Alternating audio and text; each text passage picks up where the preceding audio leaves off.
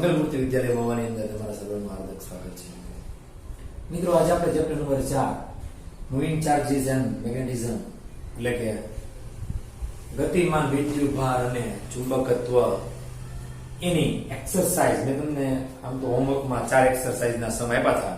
તો આજે આપણે આગળના સમ જે છે એક્સરસાઇઝને આપણે હોમવર્કમાં કરીએ. બરાબર છે મિત્રો? આજનો સમ જોઈએ આપણે.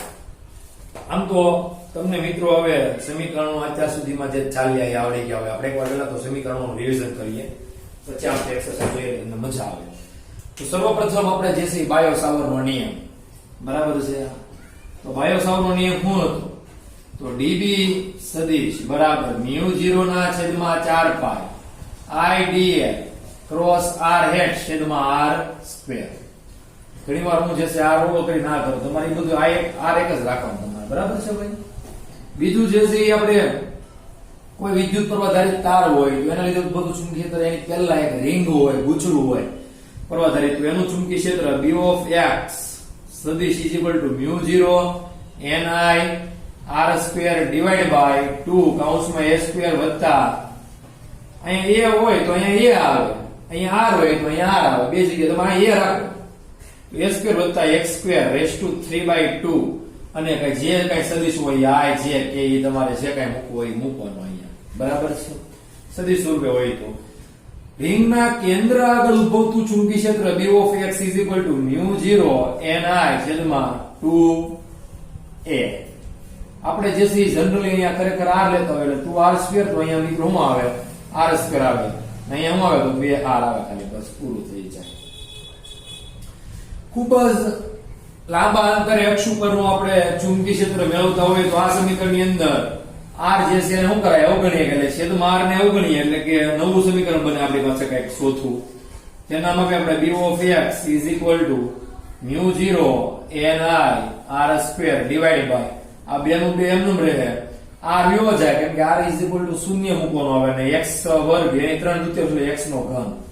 એક સમીકરણ કંઈક તમને આવું બને. પછી આપણે સમમિતિ વિદ્યુત પ્રવાહધારિત તાર હોય એની પહેલા એક નવો નિયમ હતો જેનું નામ હતું એમ્પિયર સર્કિટલ લો. એમ્પિયર નો સર્કિટલ નિયમ.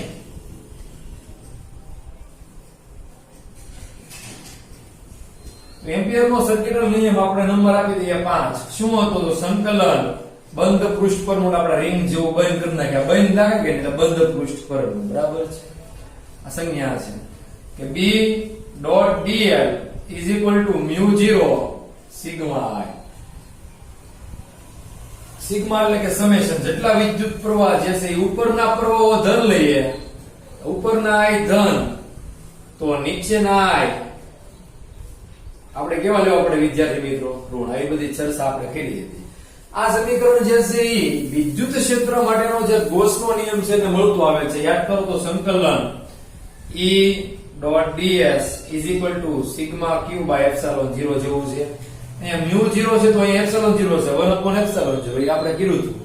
આને કહેવાય શૂન્યાવકાશની પરમિએબિલિટી, તો આને કહેવાય શૂન્યાવકાશની પરમિટિવિટી. અહીંયા વિદ્યુત ભારના કારણે E જનરેટ થતો હતો એટલે ઉત્પન્ન થતો હતો. બરાબર છે? અહીંયા વિદ્યુત પ્રવાહના કારણે B જનરેટ એટલે કે B ઉત્પન્ન થાય છે. એ તો ફાઇનલ છે. અહીંયા લંબાઈ વાળું હોય તો અહીંયા ક્ષેત્રફળ હોય, બીજું કઈ હોય ને. અહીંયા પૃષ્ઠ માટે હોય હંમેશા. અહીંયા આપણે લખતા કે પૃષ્ઠ પરનું, પૃષ્ઠ હતું તો s લખી. s એટલે કે સરફેસ. સરફેસ એટલે પૃષ્ઠ જ લઈએ આપણે. બરાબર છે? સરફેસ એરિયા જે આપણે કહીએ છીએ તે પૃષ્ઠનું ક્ષેત્રફળ એટલે કે આ ds એનું s છે આ ક્ષેત્રફળ. તો આને લગતું સમીકરણ હતું એટલે કે પેલું ચેપ્ટર આવડે તો આ તમને સીધું જ આવડે એમ હું કહેવા માંગુ છું. બીજું કઈ નવીન કહેવા નથી માંગતા આપણે. આ પાછું ભૂંસી કાઢે ભલે વાળું કરી દે આપણે ઘરે બાકી નથી આ સૂત્ર. પછીનું ઇક્વેશન જે આપણે જોયું તો એક સમમિત વિદ્યુત પ્રવાહધારિત તાર હોય એના કારણે ઉદ્ભવતું ચુંબકીય ક્ષેત્ર આપણે મેળવીએ તો B બરાબર μ0 ni છેદમાં 2 પાઈ r. આવું આવે કે 2r આવે? 2 પાઈ r આવે. હવે સાચી વાત છે. ઓકે. પછી મિત્રો આપણે જે સાતમું ઇક્વેશન કહીએ તો આપણે કયું ઇક્વેશન જોયું? તો મેંદુવડા જેવો જેનો આકાર હોય યાદ કરો તો. ફાઇન જેવો આકાર નહીં, મેંદુવડા રાખવાનો. ઘણા ઘરે આ બધા મેંદુવડા કઈ અને જોતો તો દોણી મેંદુવડા જેવો થઈ ગયો, જાડો પાડો ના કહેતા ફાઇન જે ગાડી જાય ઈ નહીં. મેંદુવડા ખબર છે કે આમ ગોળ ગોળ સકડો આવે વચ્ચે ઓલ આવે એ વાત છે. ખાતા હોય ઘણા મદ્રાસ વાળાનું ખાણું પીણું કહેવાય, સાઉથ દક્ષિણ ભાગ વાળાનું. રજનીકાંત જેમાં છે રજનીકાંત છે નેટિક્લેસ એ બહુ ખાતો હશે એમ. હું કઈ જોવા નથી જો કે ખાય કે નહીં, કે સાહેબ ને બધી ખબર બોલું આપણને કઈ ખબર છે નહીં ભાઈ. બી બરાબર μ0 એના બાય 2 પાય આવી જાય.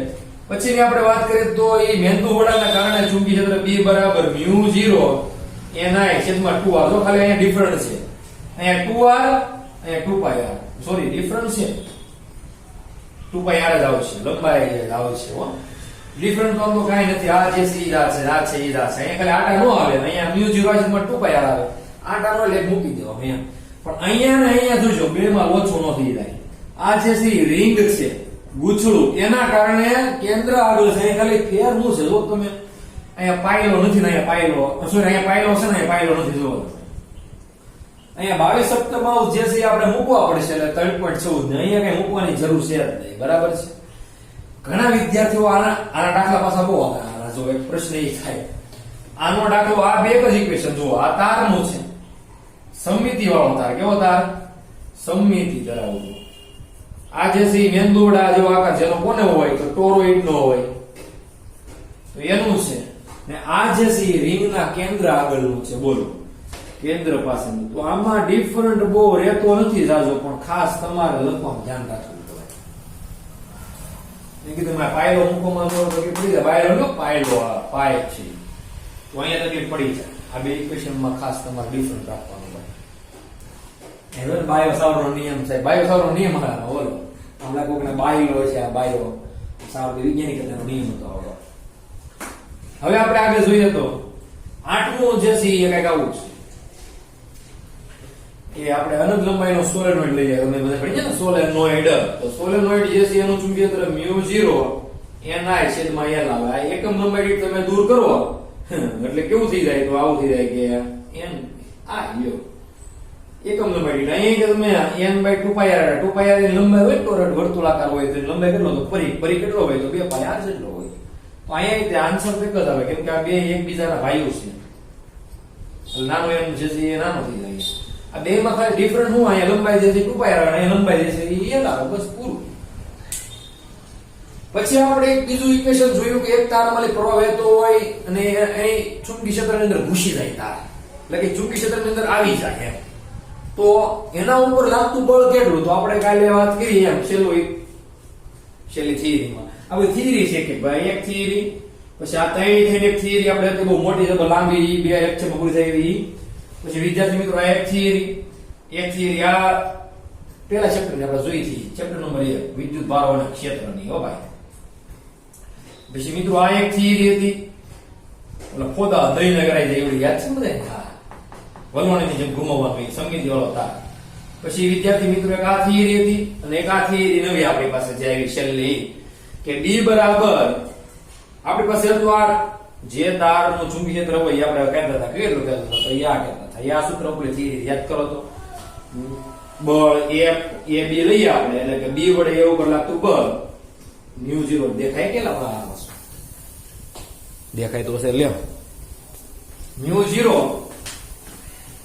IAIBL છેદમાં 2πd. આ સૂત્ર એટલે પાકું કરવું પડે. બધા સૂત્ર ઘણા વિદ્યાર્થીઓ સૂત્ર ભૂલાય જાય તો કાંઈ નહીં, રેખા કરવાના 20 વાર 30 વાર 40 વાર 50 વાર. એવું લાગે તો પાટલી લેવાની સ્લેટ. એમ લાગે છે બહુ પેજ બગડે છે. પેજ બગડે એનો કાંઈ વાંધો નથી. તમે 50,000 60,000 રૂપિયા ફી ભરતા હો, કદાચ ભરતા હો તો એમ તો થોડાક એવા પેજ બગાડવામાં કઈ તમારું જાય તમને ભાઈ લાગે છે કે આપણે કોઈ જાય એમ ન જાય, એટલે આપણે હકારવાનું. હો ભાઈ, પેજ બગાડવાના, રકમ કરવાનું ભાઈ. બરાબર છે? તો જ ત્યાં સૂત્ર આવડે. સૂત્ર લખાણ કરવાના, ડાયરી બનાવવાની. મેં કીધું એમ હા બધાને સૂચના આપી દઉં છું વિદ્યાર્થી મિત્રો.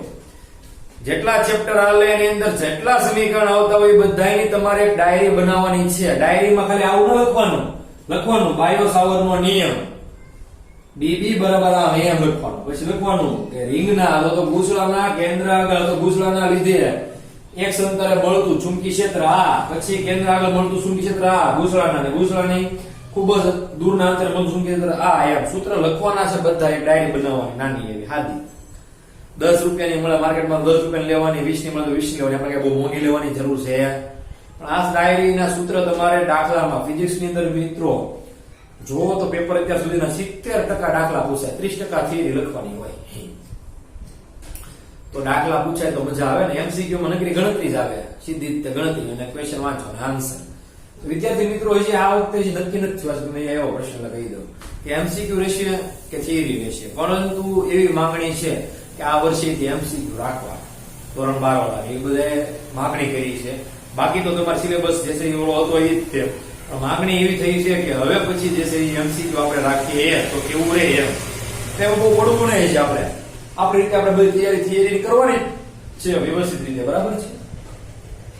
તો એટલા સૂત્ર આપણે કર્યા. હવે મિત્રો આપણે દાખલા જોઈએ, એક્સરસાઇઝ. આપણે આજે એક્સરસાઇઝ જોવાની છે. 10 મિનિટ તો આમ કાઢ નાખી ભાઈ. તો 20 મિનિટ જ લીધી આપણે. હો ભાઈ ફટાફટ દાખલા પૂરા કરવાના છે, 5 જેવા. આમ તો થઈ જ જશે. હું હમણાં હટાટી બોલાવી દઉં. 15 મિનિટમાં તો પૂરા થઈ જાય. જો તમે સામે ક્લાસમાં હો ને તો આ તો હું ક્લાસમાં ન હોય એટલે આપણે બહુ વાર લાગે ભાઈ. વિદ્યાર્થી મિત્રો આપણે દાખલા નંબર જોઈએ આજે 4.5. છેલ્લે 4.4 સુધી જોઈએ તો માથા ઉપર લે તાર જાતો હોય ને એમાં ચુંબકીય કેટલું ઉત્પન્ન થાય. હવે એક્સરસાઇઝ નો 4.5 સમ જે છે કે આવો છે. રકમ જો બધા કાઢો ભાઈ પેજ નંબર ભાઈ. જો 169 એમ 169 પેજ નંબર કાઢજો બધા. 0.15 ટેસ્લાના નિયમિત ચુંબકીય ક્ષેત્ર સાથે એટલે કે બી તમને આપેલું છે 0.15 ટેસ્લા. નિકોલા ટેસ્લા ભાઈ તેના માનમાં છે એકમ. ચુંબકીય ક્ષેત્ર સાથે 30 ડિગ્રીનો ખૂણો એટલે કે થીટા છે 30 ડિગ્રી છે ભાઈ. એક તારમાંથી 8 એમ્પિયર પ્રવાહ વહે છે ભાઈ. એટલે કે તમારે આવું કઈ ચુંબકીય ક્ષેત્ર હોય નિયમિત રીતે એટલે કે અચળ ચુંબકીય ક્ષેત્ર છે, એમાં એક તાર પડ્યો છે, એનો ખૂણો જે છે આ વાયર છે, એ તાર દાંડિયા જેવો લાગે ને. દાંડિયા રસ આવે છે હમણાં. દાંડિયા એક તમે દાંડિયો દોરો કે દાંડિયા રમવા જાવ એ ભાઈ રમવા જતા ની જે વાર છે. નવરાત્રી ની વાર છે, જાવ એટલે રમવા ભાઈ. કોરોના નો હોય રમવા. એંગલ જે છે થીટા કેટલો આપ્યો છે 30. આ જે છે બી, તો એની હારેનો એંગલ આપી દીધો તમને 30 ડિગ્રી ભાઈ. આ રીતનું કંઈક થાય. તો આ ધાર પર એકમ લંબાઈ દીઠ લાગતું બળનું મૂલ્ય કેટલું લે? પ્રવાહ કેટલો વહે છે? તો 8 એમ્પિયર લખો ભાઈ પાછો. I = 8 ampere.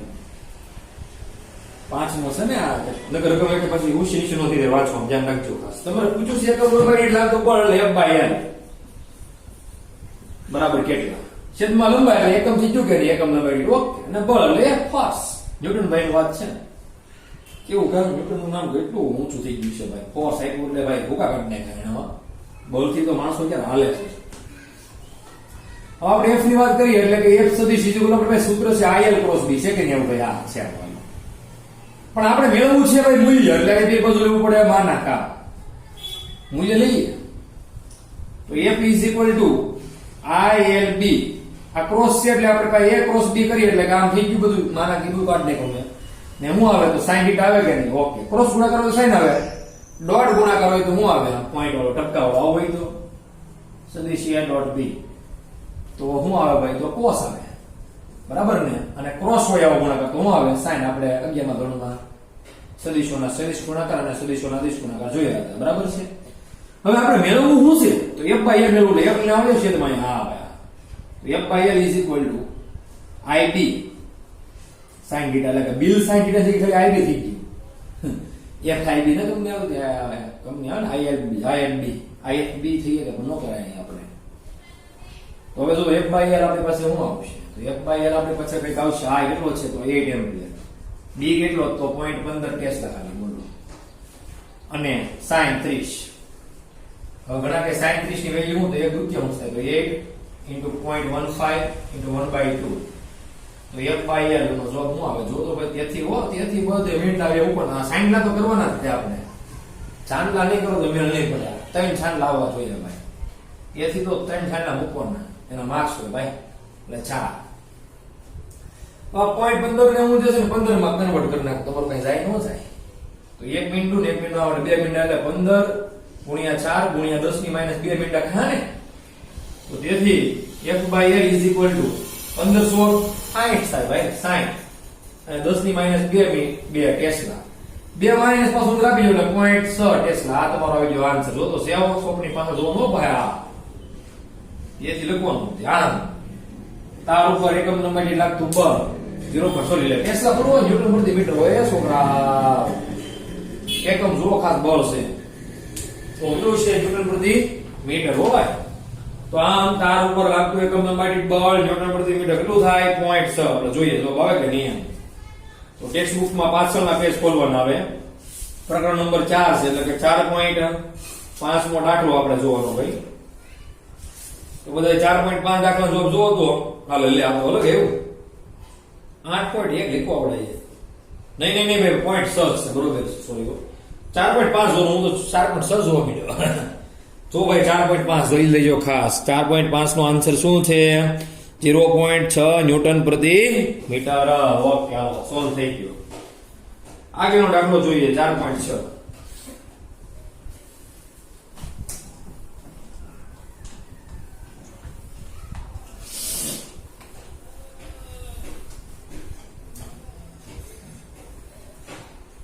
4.6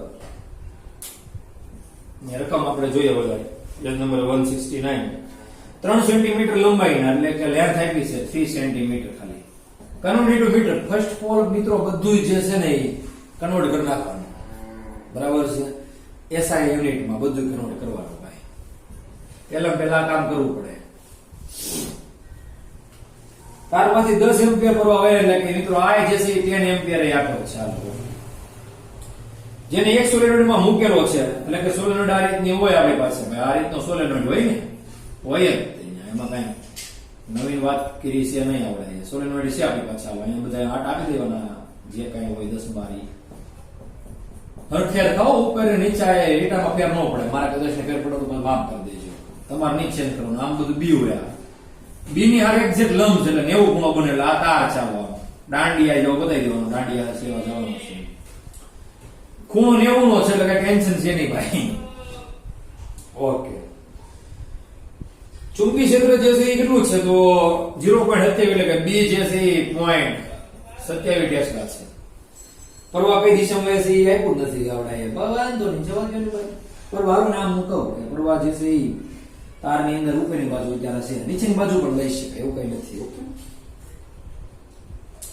તો તાર પર કેટલું ચુંબકીય બળ લાગે એટલે ફોર્સ કેટલું ખાલી એમ પૂછ્યું છે એફ કેટલા આપ્યું છે હું બી આઈ એલ લ્યો ભાઈ સીધું જ દે એટલે કે એફ નું સમીકરણ જે છે આપણી પાસે આવે આઈ એલ ક્રોસ બી બીજું કાંઈ લેવાનું આવે નહીં પણ મૂલ્ય લેવી એટલે આપણે એફ બરાબર આઈ એલ બી એટલે કે બિલ હું તો પેલા બિલ જ લખી બિલ સાઈન થીટા મોટો તો બિલ આવશે એવો ખૂણો એવું બિલ આવે ભાઈ ઘરના બિલ ની વાત કરવાની નહીં નથી જ્યારે બિલ તો ઓછું ઘણા ચોરીઓ કરતા હોય ને હોય જ તેવું ઘણું બધું ભાઈ ગામડાઓમાં તો થાય સિટીમાં કઈ નક્કી ન હોય એલ કેટલો છે તો 3 × 10 ની -2 છે અને સાઈન કેટલો છે તો 90 છે જો અહીંયા મિત્રો સમાંતર વિકોતતા તો કઈ ફોર્સ લાગે નહીં સીધી વાત છે કે નહીં હા સીધી વાત નહીં સાઈન 90 એટલે 1 થાય 3 × 0.27 અને 10 એટલે અહીંયા બીજો 2.7 × 3 × 10 ની -2 થાય 2.7 ને 27 ફેરવી ગયો પેલા 27 × 3 × 10 ની -3 કરવી પડે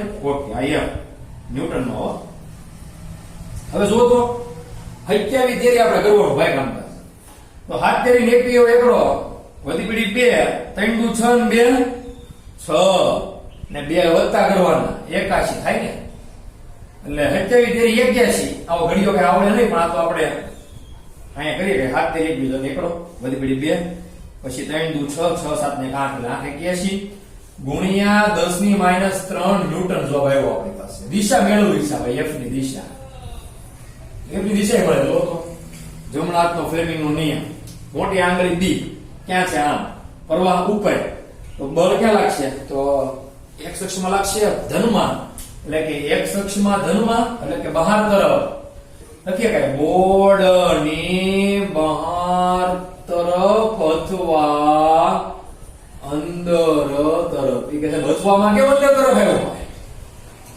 પરવા ઉપર હોય તો જે છે બહાર તરફ અંગૂઠો આવે છે અને જો પરવા નીચે હોય તો અંગૂઠો અંદર તરફ જાય એટલે કે પરવા ઉપર આધારિત છે કે પરવા કઈ દિશામાં છે નીચેથી ઉપર છે કે ઉપરથી નીચે વળે છે ખાસ ધ્યાન આપવું પડે અહીંયા સોલેનોઇડ ની અંદર મે સોલેનોઇડ નો આરસી દાખવો છે તમને મજા આવે એટલે તો જો આ આન્સર આવે છે પણ એ તો જોઈએ નકર પછી આમ નમ પડ્યા રહીશું પાછા ભાઈ આપણે તો જુઓ તો 4.6 નો આન્સર આપણે વાંચીએ શું કે આવડા લોકો 8.1 ગુણ્યા 10 ની 2 એટલે તમે એક ઘાત કરો એટલે 8.1 આવી જાય. ઓલો ક્રેડિટ થઈ ગયો. હાલો જો તો એ હાલે. બળની દિશા ફ્લેમિંગના ડાબા હાથના નિયમ મુજબ અપાય. ચાલો થઈ ગયું ભાઈ પૂરું. રેડી? એ ડાબો હાથ મેં તમને કીધું છે પણ આપણે કે યાદ રાખ્યો તો યાર જબ્બો. બરાબર છે? આપણે બધાયને જમણા હાથમાં કન્વર્ટ કરીશું. ડાબાને જમણા હાથમાં અને જમણાને જમણા હાથમાં. એટલે એમાં બહુ ટેન્શન લેતા નહીં તમે ભાઈ. 4.7 નો દાખલો જોઈએ આપણે. તમે જે આગળ તમે જો આમાં આપણે આ લેક્ચર જોતા રહીશો એટલે તમારે હું ડાબા હાથનો નિયમ જમણા હાથમાં મેં કન્વર્ટ કર્યો ને જમણા હાથનો નિયમ જમણા હાથમાં આપણે રાખશું જ તે. બહુ ટેન્શન લેતા નહીં. બરાબર છે? 4.7 નો દાખલો જોઈએ. 4 સેન્ટીમીટર અંતરે લેવા બે સીધા અને સમાંતર તાર. એટલે કે એક તાર અહીંયા છે બીજો તાર અહીંયા છે. આ તાર એ લખીએ અહીંયા તાર A તાર B. બે થી ડિસ્ટન્સ કેટલું છે D? 4 સેન્ટીમીટર એટલે કે 4 ગુણ્યા 10 ની -2 મીટર. શું કહે છે આગળ? A માંથી પ્રવાહ અને B માંથી પ્રવાહ એટલે A માંથી IA કેટલો વહે છે? 8 એમ્પિયર અને IB 5 એમ્પિયર પ્રવાહ વહે છે. સમાન દિશામાં વહે છે. તાર A ના 10 સેન્ટીમીટર લંબાઈના વિભાગ પર લાગતું બળ શોધો. તો તાર A અહીંયા છે તેનો 10 સેન્ટીમીટર ધારો કેટલો લંબાઈ છે એટલે કે અહીંયા IAL આ દિશામાં થશે. L કેટલો આપ્યો છે તો 10 સેન્ટીમીટર એટલે કે 10 ગુણ્યા 10 ની -2 metre. Convert into metre. First of all વિદ્યાર્થી મિત્રો કન્વર્ટ ઇન્ટુ મીટર એટલે મીટરમાં બધું ફેરવી નાખવું પડે. એસઆઈ પદ્ધતિને ફેરવવું પડે પછી બધી વાત થાય. હવે મિત્રો આપણે પ્રશ્ન જે છે બળ જે છે એ મેળવવું છે એટલે F કોના લીધે કોના પર બળ લાગશે તો B ના લીધે લાગશે. કોની ઉપર તો A ઉપર. F B A B કહીશું એટલે કે B વડે A ઉપર લાગતું બળ μ0 IA IB. આપણે ભાઈ સ્મોલ માં અહીં લખવું હોય કેપિટલ રાખ્યું તો કેપિટલ માં લખવાનું. L ડિવાઇડ બાય અહીં A કેમ આમ થઈ ગયું છેદમાં 2 પાઈ D. કિંમત મૂકી એટલે કે 4 પાઈ ગુણ્યા 10 ની -7 μ0 ની કિંમત થઈ ગઈ. ઓકે યાદ રાખવાનું તમારે. IA કેટલો છે? 8 એમ્પિયર છે. IB કેટલો છે? 5 એમ્પિયર છે. લંબાઈ કેટલી ઉપર લાગે છે? 10 ઉપર. એટલે 10 ગુણ્યા 10 ની -2 છેદમાં 2 પાઈ. D કેટલો છે ભાઈ? D જોઈ લો અહીંયા જાયો ડિસ્ટન્સ 4 ગુણ્યા 10 ની -2. હવે કાંઈ કરવાનું કે ઉડાડવાના છે. ઉડાડો ફુર સકલી ઉડે ફુર ઉડાડ નાખો.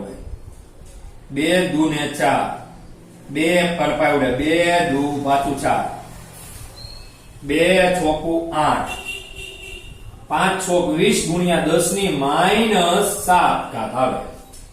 સીધું અહીં મૂકીએ કાંઈ 5 ચોક ને 20 ગુણ્યા 10 ની -7 ઘાત. અને બળ છે એટલે કે આપણે શું કરીશું પાછો ન્યૂટન જ એકમ મૂકશું. જો તો આન્સર આવે પેલા જોઈએ આપણે. ઓકે પછી બીજી વાત જો પ્રકાશ પાઠ્ય પુસ્તક ને છેલ્લે બધા આન્સર હોય. તો 4.7 નો આન્સર આવે છે 2 ગુણ્યા 10 ની -5. ઓહો એ -7 છે. હા કઈ લોચો કર્યો કે આપણે ભૂલ છે ભાઈ. 2 ગુણ્યા 10 ની -6 થાય તો એ બાકી કઈ ફેર પડે નહીં. જો કઈક ને કઈ 10 છે ભાઈ. જો અહીંયા ભૂલી ગયા આપણે. દહડો ભૂલાઈ ગયો દેખાય તમને? હા અહીંયા 10 ગુણ્યા 10 ની -2 છે. આપણે 10 અહીં ગુણો રહી ગયો એટલે આવશે 200. જો 5 ચોક 20 ને 10 20 ગુણ્યા 10 એટલે 200. હવે આને તમે જો તો 2 પોઈન્ટ કરો 0 0 તો આ 100 થાય કે નહીં? એમ ગુણો એટલે શું થાય? 10 ની -5 ન્યૂટન. આમ થાય. હો હા રેડી થી આવી ગયો આન્સર ભાઈ. બરોબર જ છે. હવે આ બળ લાગશે એ કેવું છે? આકર્ષી કે અપાકર્ષી પ્રકારનું છે? તો બે જે છે એ કેવા છે? સમાન દિશાના પ્રવાહ છે. અહીં લખીએ કાય કે હવે પ્રવાહ જે છે એ સમાન દિશામાં હોવાથી પ્રવાહ સમાન દિશાના હોવાથી બળ કેવું લાગે મિત્રો? આકર્ષી. થિયરી મુજબ હો ભાઈ. અને જો વિરુદ્ધ દિશાના પ્રવાહ હોત તો બળ કેવું લાગે? તો ખબર જ છે સીધી કે અપાકર્ષી પ્રકાર બે એકબીજાથી આગાવ્યા છે. અહીંયા જે છે ને એ એકબીજાને અપાકર્ષી પ્રકારનું બળ લાગતું હોય છે. આપણે જે અહીંયા વાયર આવે છે જો તમે સમજાવી દઉં મેં તમને કીધું કે થિયરી પૂરી કહેજો, તમે ક્યાં કહેવાના છો આપણને? આપણે જે અહીંયા વાયર આવે છે 3 વાયર આવે કુલ. એક જે છે સપ્લાય, લાઈટ આપણે કે લાલ રેડ હોય લાલ. ન્યુટ્રલ કાળો, અને એક હોય અર્થિંગ લીલો. આપણી ઘેરે આવા 3 વાયર હોય. અહીંયા આવતા હોય ને જે થાંભલી તો 3 જ હોય, પણ એ 3 હરખા હોય. ઘણા કે સાહેબ આમાં કઈ લાલ લીલો કાળો કઈ છે જ નહીં. એ 3 એલ્યુમિનિયમ ને હરખા હોય, વ્હાઈટ કલર ના લાગે આપણને જોઈ તો સાહેબ જવાબ ને. ઘણા એમ છે કે સાહેબ તમે કેમ આમ જોશો? હવે જો આમાં ખાસ મિત્રો 2 વાયર ઉપર હોય ને એક સાઈડમાં હોય, 3 ફેઝ હોય તો 3 જેસી એમાં પાવર આવતો, પણ આમાં મેન પાવર આવતો હોય લાલમાં. 203 વોલ્ટ નો ઝટકો જે લાગે ને એ અહીંથી લાગે. એટલે કરંટ જે છે એ આમાં આવે. હવે આમાં કરંટ આવે એટલે આપણે ઘેરમાં આમાં પરવા આવે પછી જે છે ને એ 2 વાયર જોડેલા. તો જોયો ઘેરે જે કાંઈ વસ્તુ હોય, પંખો હોય તો પંખો, ટ્યુબલાઇટ એમાં 2 વાયર જોડેલા હોય, કાળો ને લાલ. ઘણા કે 2 જોડી તો ન હાલે, બધું હાલે ભાઈ, કેમ કે વાયર તો હરખા જ છે. પણ આપણે લાલ ને કાળો એટલે જોડીએ કે આપણને ખબર પડે કે લાલ જે છે એમાં પરવા આવે છે, અને કાળામાં શું થતું છે તો પછી એમ થાય કાળામાં લે આવે નહીં. પરવા જે આમાં આવે ને આમાંથી આમ પરવા વયો જાય રિટર્ન મારે. ધારો કે પંખો હોય કે બલ્બ હોય શરૂ થઈ જાય, બલ્બ જગી જાય, પ્રજ્વલિત થાય. ધારો કે આ બલ્બ છે, હું છે આ બલ્બ, તો પ્રજ્વલિત થાય. પણ પરવા જે છે અહીંથી આખો આટો મારી એ આમ જાય તો શરૂ થાય. એટલે પાછો પરવા જાય ન્યુટ્રલ માં જાય. શેમાં જાય? આ ન્યુટ્રલ નથી હો, આ રૂલ નથી, આ ન્યુટ્રલ છે. ન્યુટ્રલ એટલે કાળો વાયર છે એમાં પાછો જાય. તો અહીં જો પરવા 2 એકબીજાને વિરુદ્ધ દિશાના છે. હા, વિરુદ્ધ દિશા શું થાય? પરવા સમાન દિશાના હોય તો શું થાય? આકર્ષણ થાય, એટલે ભેગા થાય. વિરુદ્ધ દિશામાં હોય તો આઘાત થાય. તો જો થાંભલે કોઈ વાયર ભેગા થતા નથી. ઘણા કહે છે ઘણી ભડાકા થાય એ તો પવન આવે ને એટલે પવનના લીધે થાય. બાકી તો જો 2 એકબીજાની દિશામાં તો શું થાય? તો બધાયના ઘેરે ભડાકા થાય. શેના? પંખાના, ફ્રીજના, ટીવીના. સમજાય શું કહું છું? 2 સમાન દિશામાં ફરવા આવે ને તો તકલીફ પડે. તો એટલે તમે જોતા હશો કે બહુ મોટી પાવર સપ્લાય લાઈન હોય 3 ફેઝ ની. એમ તમારે કોઈ ટાવર જોયા? એટલે ટાવર એટલે થાંભલા જોયા તમે એના? જોયા હશે. હેલિકોપ્ટર પેલા એ થાંભલા જયારે અમે થાંભલા લાગે ત્યારે અમને બધા કહેતા હેલિકોપ્ટર ઉપર થાંભલા નાખ્યા છે, એમ બહુ મોટા નાખે ને ત્યારે એવું લાગતું મને આ લઈને ત્યારે. હવે એ તો વાત જો કે અલગ છે, પણ હજી ઘણા એવું લાગતું હોય. ઘણી વાર પેલા એ વાતો કરતા એ જે 66 kV ની ઉપર ની લાઈન હોય તો એ 66 kV ના હોય આમ મોટા ભાગે તો. એટલે 66 કિલો લાગે, 10 ઘાત લાગે, એટલે 66,000 વોલ્ટ આપે. આપણે ઘેરે કેટલા વોલ્ટ જોયો? ખાલી 230 વોલ્ટ, તો 66,000. તો એ થાંભલા તો જોયો વાયર કેટલા આઘા રાખે. એક બાજુ એક જ લાઈન હોય તો બીજી બાજુ બીજી લાઈન હોય, આમ કેટલા આઘા હોય. બોલો વાયર આઘા રાખે, કેમ કે 3 વાયરમાં ફરવા આવતો હોય ઘારે. એ નજીક રાખે તો શું થાય? તો 3 છોટી જાય વાયર. 3 વાયર છોટે તો શું થાય? ભડાકા થાય. પ્લસ એ વાયરો જે છે બહુ દૂર રાખવાનું કારણ મેં તમને કીધું એમ આકર્ષણ થાય નહીં, એટલે સોટે નહીં.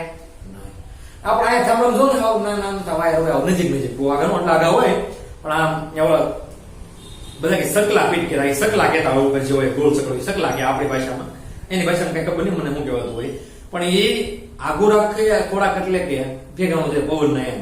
પણ હવે જો કે ઢીલા પડી જાય તો ભેગા થાય, બાકી ઓલા તો ભેગા થાય જ નહીં, કેમ કે ઊંચા એટલા હોય ને આઘા એટલા હોય. ભાઈ તમે જોતા હશો, કેમ કે 2 માં ગરગા પ્રવાહ જો કદાચ ને 2 નું આકર્ષણ થાય તો શું થાય? વચ્ચેની ભેગા થઈ જાય. વચ્ચેની ભેગા થાય તો શું થાય? તો પછી ભડાકા થાય કે નહીં? એટલા માટે એ થાંભલા એવા મોટા નાખેલા છે. હવે તો કઈ પ્રશ્ન વિયો જ દિવસ, હવે તો રબર આવી ગયા, તમે જોતા હશો માથે રબર વાળા ફિટ કરે છે. બહુ મોટી લાઈન હોય ને 66 kV ની ઘરની આજુબાજુમાં, તો રબર નાખતા છે. હું લેવા? કેમ કે અહીંયા આપણે એવા થાંભલા ક્યાં ઉભા કરવો? એવો થાંભલો ઉભો કરવો ઘર આખું અમાય છે એમાં. રૂમ કરતા મોટો થાંભલો થાય તમે જોતા શકો એનું કામકાજ. એટલે એ વાત બહુ આપણે ડિટેલ માં જતા, પણ તમને ટૂંકમાં આ વાત છે. ઘણા છે કે આ શું વાયર છે? અર્થિંગ છે. તમને જે શોક લાગે કે નહીં? આમ ધારો કે લોખંડનું ઇસ્ત્રી છે, લોખંડ ન હોય ઘણા જે મથાળો હોય ને ઉપરનું લોખંડનું હોય તો શું થાય? તો આમાં શોક લાગે. શોકમાં લાગે શું કરે? આનો એક છેડો અહીં આપી દીધો હોય સપ્લાય યાર હોય કે જો સપ્લાયર ન હોય, આ પંખો હોય કે નહીં એની હારે હોય, બલ્બ ની હારે હોય. બલ્બમાં જરૂર નથી, પણ પંખો હોય, લોખંડની વસ્તુ હોય, એની હારે એક છેડો જોડેલો હોય. એટલે શું થાય? જો અહીંયા કરંટ આવે, ધારો કે અહીં ઇસ્ત્રી છે, શું છે? ઇસ્ત્રી બધા જોઈ ને ચોરસ આકારની આવી હોય એટલી થાળો. આપણે પાસે તો ઇસ્ત્રી અત્યારે નથી ભાઈ, પણ આ તો હોય તો ઇસ્ત્રી આવી છે સપોઝ. હવે અહીંયા જે લોખંડની પ્લેટ છે એની ઉપર ધારો કે શોક આવે છે, અહીંયા એક સ્પાર્કિંગ થાય છે, અહીંયા જે શેડો મેન સપ્લાય છે એની અંદર દીધેલા છે ભાઈ, એમાં પાર્કિંગ થાય છે, તો આની અંદર જો અડો તો માણસ મરી જાય ને, ખબર શોક આવે મરી જાય. તો શું કરું? તો આ અર્થિંગ વાયર આપેલો અહીંયા બીજો. અર્થિંગમાં શું થાય કે જો અહીંયા પ્રવાહ આવતો હોય ને બધું અહીંથી સટાકનારો જઈ ક્યાં ગયો જાય જમીનમાં. આને કહેવાય ગ્રાઉન્ડ. આવી નિશાની હોય. પેલા મોટો લીટો નાનો નાનો નાનો નાનો થતો જાય. આને કહેવાય અર્થિંગ કરી દીધું, એટલે કે ગ્રાઉન્ડ કરી દીધું. એટલે બધો પ્રવાહ ક્યાં ગયો જાય? સીધો જ આમાં ગયો જાય. એટલે આપણને શોક લાગે ને, એટલે આપણને શોર્ટ ન લાગે. શોર્ટ આપણે ગાય છે બોલते શોર્ટ, બાકી બોલાય શું ખરેખર શોક, આઘાત. એમ એ આઘાત જ છે એક પ્રકારનો. ઘણા કહે મરી જાય તો આઘાત લાગે, એ આઘાત જ છે. પણ આ નહીં કે શોક જ કહેવાય. શોર્ટ કહેતા નહીં ભાઈ, હો શોક કહેવાય. શું કહેવાય મિત્રો? શોક. તો તમને વાત કરી દીધી મેં કે મેં સમાંતર ધારોમાં એક દિશામાં સમાંતર તાર હોય, એમાંથી એક જ દિશામાં પ્રવાહ વહેતા હોય તો શું થાય? તો આકર્ષણ થાય. અને વિરુદ્ધ દિશામાં પ્રવાહ વહેતો હોય તો શું થાય? અપાકર્ષણ થાય. તો આપણે ઘરે જે થાંભલા છે, ઘરે તો ન હોય પણ ઘરની બાજુમાં હોય ને, એમાં શું થતું હોય? અપાકર્ષણ. એટલે બે ભેગા થાય નહીં. નકર શું થઈ જાય? ક્યારેક ભેગા થાય તો આપણે પછી બે ને કારે મજા આવી જાય. ભેગા થાય તો પ્રવાહ બે ને ધડાકો બોલાવે તો આપણે ઘરે પછી તમે જોતા છો ઘણી વાર તાર ભેગા થાય તો તે ફ્રીજ ઉડી જાય ને બળી જાય. એમ ઉડી જાય એટલે બળી જાય. ટીવી તે બળી જાય. એની ટ્યુબ ને બધું નખાવવું પડે એટલે ખર્ચો થાય. એટલે એના માટે ખાસ વૈજ્ઞાનિકોને કેવી ખબર પડતી છે કે બે તાર બાજુ રાખો, એકમાં આવશે એકમાં રહે એટલે અપાકર્ષણ નહીં થાય. સોરી, અપાકર્ષણ થશે એટલે ભેગા થશે જ. એને સીધી ખબર પડે. બોલો વૈજ્ઞાનિકો છે ભાઈ, એટલે ફિટ કરે એ રીતે. બરાબર છે. હવે કાંઈ નહીં, આપણે હોમવર્ક આપી દઈએ મિત્રો આજે કે દાખલા નંબર આમ તો મને આ આપણે કર્યા હતા કાં દાખલા તો એક વખત લખી નાખજો ભાઈ. હવે જો નો લખ્યા હોય, નો થયા હોય ને તો લખવાના, બાકી કઈ લખવાની જરૂર નથી. દાખલા નંબર 4.5, 4.6, 4.7 એક વખત લખવાના છે ભાઈ. લખજો બચ્ચા, ચેક કરશું આ.